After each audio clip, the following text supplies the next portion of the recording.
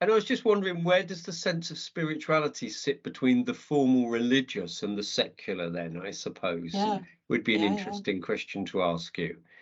Yeah, well, to me, it shows the problems with those categories. Okay.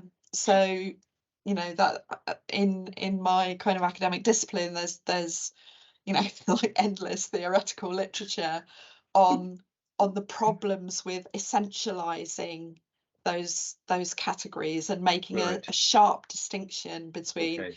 religious, spiritual, or secular. Yeah. I mean, you Okay. think about something like, you know, education or healthcare, we would think of those as secular domains, but you know, we historically, both education and healthcare come out of religion.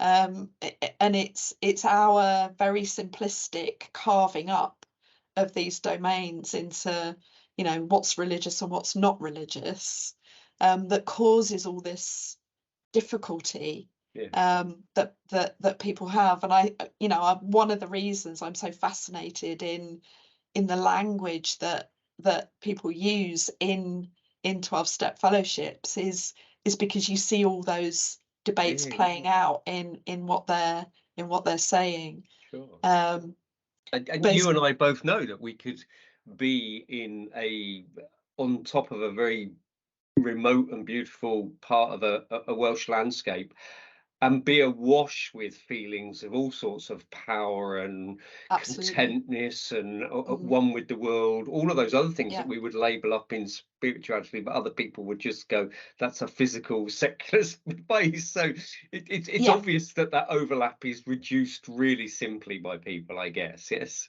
yeah, You know. yeah, exactly.